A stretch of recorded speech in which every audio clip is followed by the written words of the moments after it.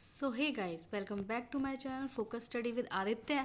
आज मैं फिर आपको लेखपाल के लिए यू यूपी लेखपाल के लिए हिंदी का एक नया प्रैक्टिस सेट लेके आई हूँ। ये है प्रैक्टिस सेट नंबर 3 और इसमें भी आपको 25 क्वेश्चन मिलेंगे और आपको बताना है कि आपने कितने सही किए। आप कमेंट में करके अपना आंसर्स दीजिए और देखना कि आपने कितने सही किए। अगर आप 23-24 क्वेश्चन सही करते हैं तो इसका मतलब आपकी हिंदी की तैयारी बहुत अच्छी है और ऐसे ही प्रैक्टिस करते रहिए एग्ज़ाम के लिए। All the best.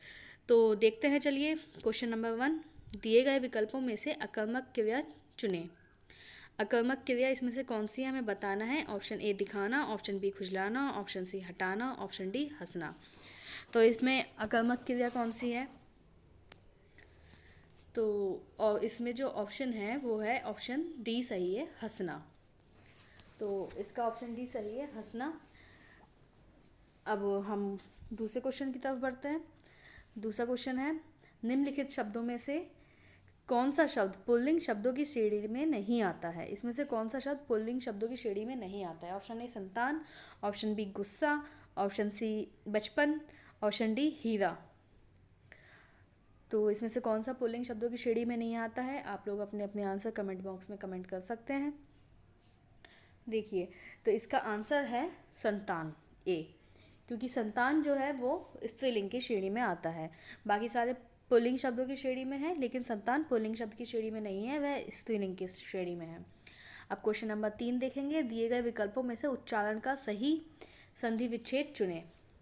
इसमें जो उच्चारण का जो शब्द है, उच्चारण शब्द है, उसका हमें सही संधि विच्छेद चुनना है। तो ऑप्शन ए है उच्च प्लस चारण, ऑप्शन बी उत प्लस चारण, ऑप्शन सी अता अत प्लस चारण और ऑप्शन डी अता प्लस चारण। तो क्या है इसका सही आंसर? अपने अपने कमेंट बॉक्स में बताइए। तो देखिए, इसका सही आंसर है ऑप्शन बी, उत प्लस चारण। उत प्लस चारण उच्चारण बनता है क्योंकि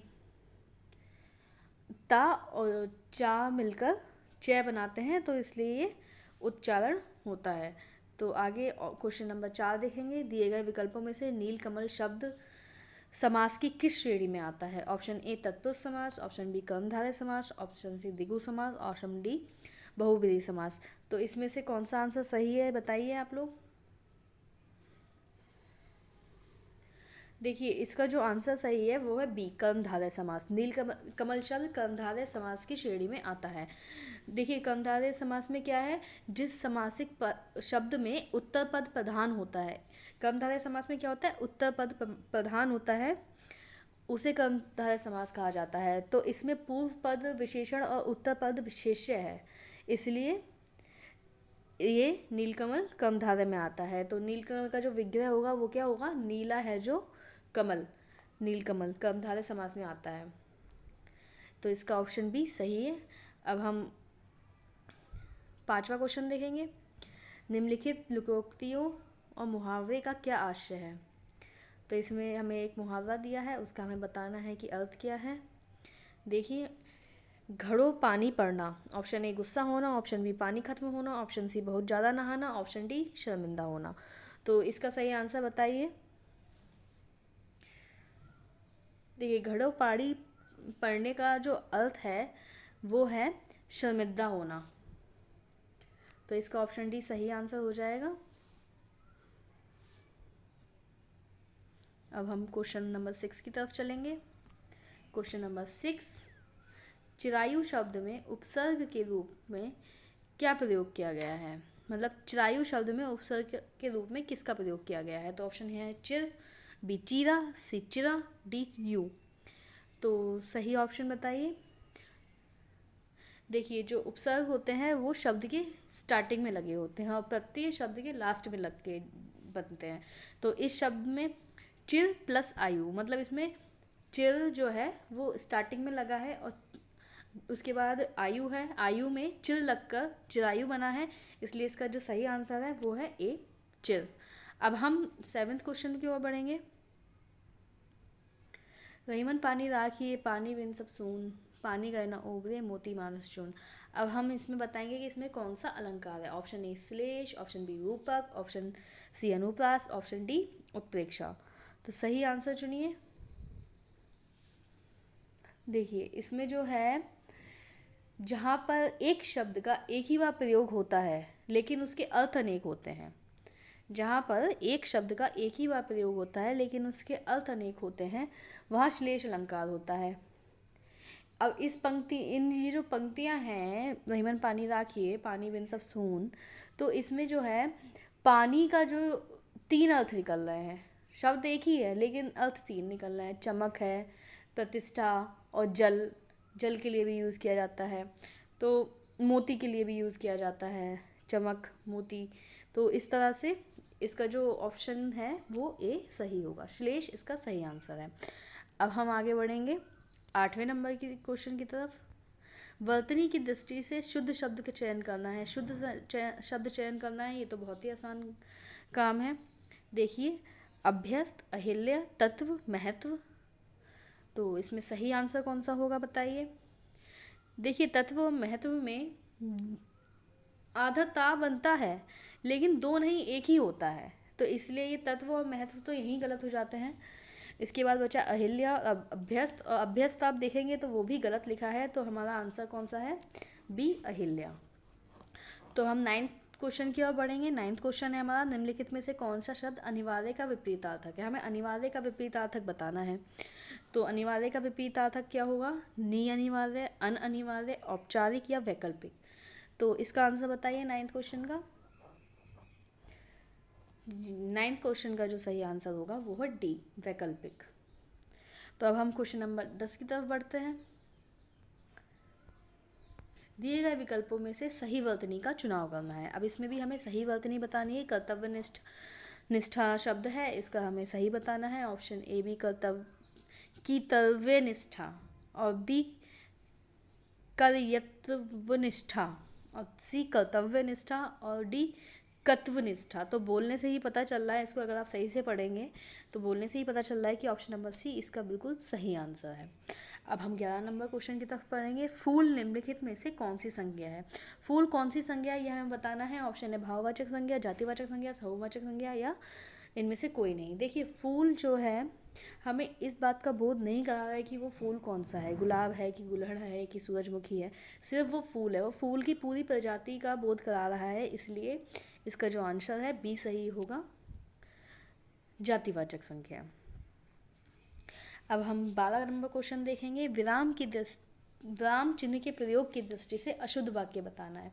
विराम चिन्ह की गलतियां करके इसमें क्वेश्चन, इसमें आंसर गड़बड़ करी गई है। ऑप्शंस में आपको बताना है कि कौन सा जो है ऑप्शन गलत है। तो देखिए ए बस हो गया, रहने दीजिए। दूसरा है बी ऊंच नीच अमीर गरीब समाज की विभाजक रेखा है, ये तो बिल्कुल ठीक लग रहा है। सी देखिए क्या आप पटना के रहने वाले हैं, क्वेश्चन मार्क लगा है, और क्वेश्चन मार्क क्वेश्चन ये क्वेश्चन भी है। और फिर वाह तुम्हारे क्या कहने, बहुत ऊपर तक जाओगे, तो ये भी बिल्कुल सही लग रहा है क्योंकि वाह के आगे ये निशान तो लगता ही है एक्सक्लेमेटरी का। अब कौन सा गलत है, तो इसमें ऑप्शन ए गलत है, मतलब नीचे के ऑप्शन सही है, वो गलत लिखा है, जो गलत लिखा है वही हमें बताना था, तो इसका ऑप्शन ए सही हो जाएगा। अब हम आगे बढ़ेंगे क्वेश्चन नंबर 13 की तरफ। तो 13 में है जिन भाववाचक संज्ञाओं के अंत में हट होता है उनका लिंग क्या होता है, हमें बताना है। पुल्लिंग होता है, स्त्रीलिंग होता है, नपुंसकलिंग होता है, उभयलिंग होता है। अब इसको पता करने के लिए आप पहले तो यही देख लीजिए कि भाववाचक संज्ञा क्या होती है। अब जैसे भाववाचक संज्ञा में घबराहट है, आहट है, झल्लाहट है, तो ये शब्द भाववाचक संज्ञा में आते हैं और इसके अंत में हट लगा है। तो आप देखिए घबराहट हो रही है, किसी की आहट सुनाई दी, तो मतलब ये स्त्रीलिंग का बोध करा रहे हैं बोल के, अगर हम देखें तो ये जो है स्त्रीलिंग में आएगा। तो 13 का जो आंसर है वो हमारा क्या हो जाएगा, बी। 13 का आंसर हो जाएगा बी, बी इसका सही आंसर है। अब हम 14 नंबर के क्वेश्चन देखेंगे। किस छंद में 26 मात्राएं होती हैं तथा 14 12 पर यति होती है। हमें बताना है किस छंद में 24 मात्राएं होती हैं, 12 और 14 और 12 पे यति होती है। वीर रस में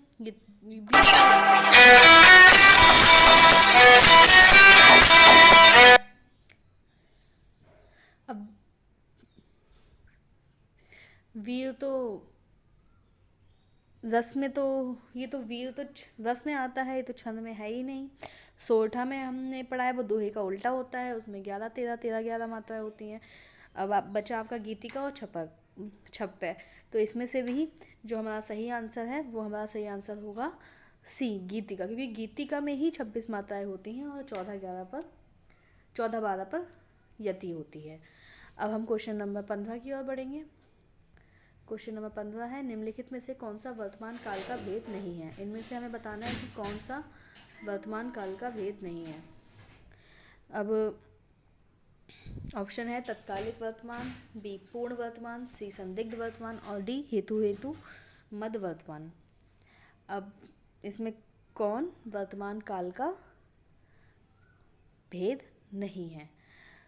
अब ये जो हेतु मध्य है वो भूतकाल का भेद होता है, भविष्य काल का भेद होता है, लेकिन ये वर्तमान काल का भेद नहीं होता है। तो इसका आंसर डी सही हो जाएगा। अब हम क्वेश्चन नंबर 16 की तरफ बढ़ेंगे। रिक्त स्थान के लिए उच्च पर्याय का चयन कीजिए। हमें ऋषि मुनियों की संतान होने का गर्व है। ये तो बोलने में ही अपने आप आ गया, गर्व है। इसका ऑप्शन दे रखे हैं अभिमान, गर्व, दर्प, घमंड। तो घमंड और अभिमान, दर्प ये नहीं आएंगे। इसका जो ऑप्शन आएगा बी, गर्व सही है। अब हम क्वेश्चन नंबर 17 देखेंगे। निम्नलिखित वाक्यों में से संयुक्त वाक्य की पहचान कीजिए। इसमें हमें बताना है कि संयुक्त वाक्य कौन सा है।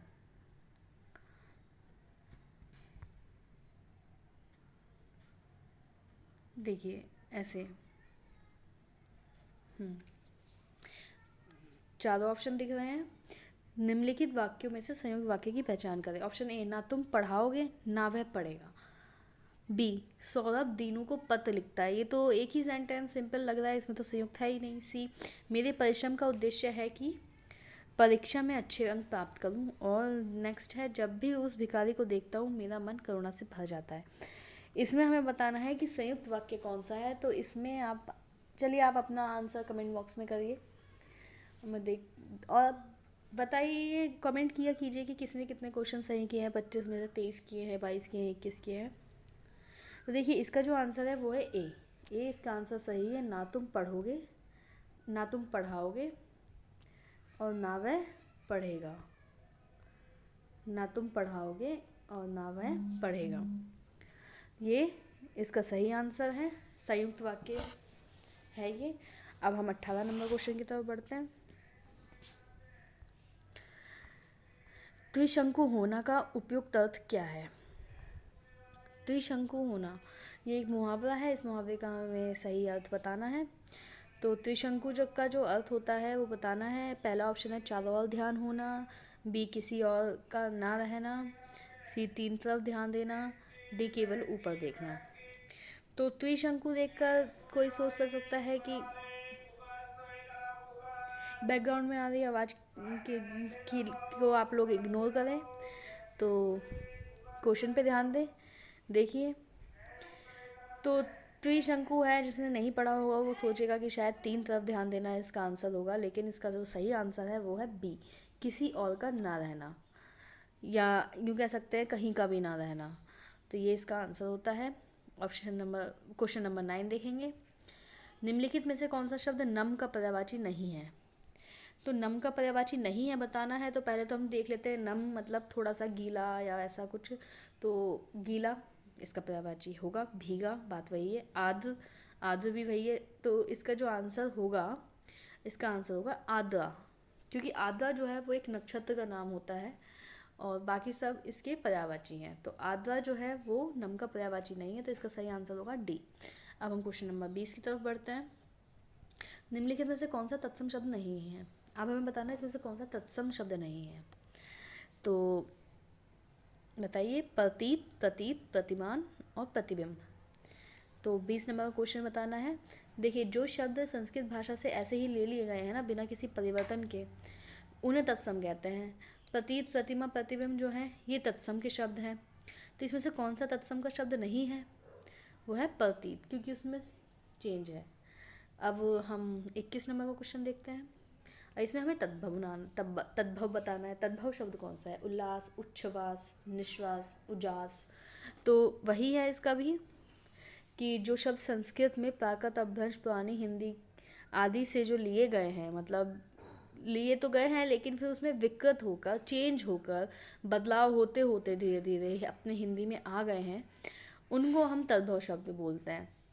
जो ऐसे ही ले लिए बिना परिवर्तन के, उनको तो तत्सम बोलते हैं, लेकिन जो विकृत होकर, उसमें कुछ चेंज होकर आए हैं, उन्हें हम तद्भव शब्द बोलते हैं। तो इसमें क्या है, उल्लास, उच्छ्वास और निश्वास जो है वो तत्सम शब्द है, लेकिन उजास जो है ना वो तद्भव शब्द है। तो ऑप्शन डी इसका सही आंसर होगा।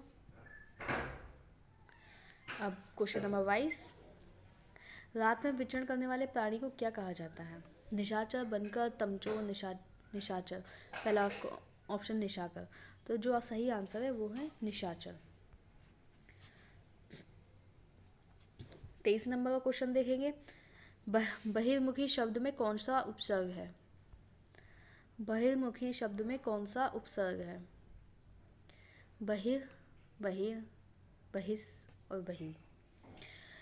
तो जो इसका सही आंसर होगा, जल्दी जल्दी बताइए। देखिए, जो इसका सही आंसर है वो है ऑप्शन नंबर ए, बहिर।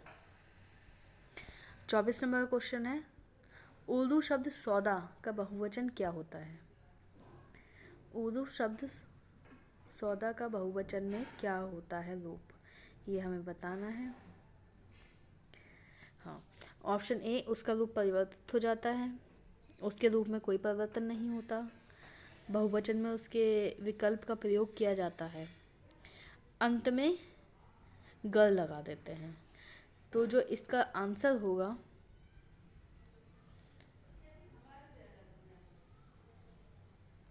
इसका आंसर है उसका रूप परिवर्तन हो जाता है। अब हम 25 नंबर का क्वेश्चन देखेंगे, लास्ट क्वेश्चन है। निम्नलिखित शब्द में से शुद्ध शब्द का चयन करना है। हमें बताना है कौन सा शब्द शुद्ध है, या यूँ कहे कौन सा शुद्ध वाक्य बताना है, शब्द नहीं वाक्य बताना है, सॉरी। तो ऑप्शन ए, आयुष और दिशा बाजार गई, राह चलते दोनों में तकरार हो गई, इस कहानी को एक स्त्री लेखिका ने लिखा है, बच्चे ने कहा पापा आ गई। देखिए, पापा आ गई नहीं होता, पापा आ गए होते हैं, और स्त्री लेखिका ने लिखा है, तो जब वो लेखिका है उसी से हमें पता चल रहा है कि वो फीमेल है, तो उसके लिए आगे स्त्री लगाने की आवश्यकता नहीं है, तो इसलिए ये भी इसका आंसर गलत है। राह चलते दोनों में तकरार हो गई, ये आंसर इसका सही है, क्योंकि आयुष और दिशा बाजार गए, तो इसमें बाजार गई नहीं, बाजार गए होना चाहिए, इसलिए वो आंसर गलत है। तो जिसका सही आंसर है वो है ऑप्शन बी। ऑप्शन बी इसका सही आंसर है। तो आपके पूरे 25 क्वेश्चन हो गए हैं, इसे आप देख लीजिएगा, प्रैक्टिस कीजिएगा। वीडियो अच्छी लगी हो तो लाइक करें, शेयर करें, सब्सक्राइब करें, और वीडियो पसंद ना आए तो डिसलाइक भी कर सकते हैं, जैसी आपकी इच्छा, लेकिन प्लीज़ अपना फीडबैक दें और चैनल को ग्रो करने में हेल्प करें। प्लीज़ सब्सक्राइब करें। Thank you for watching.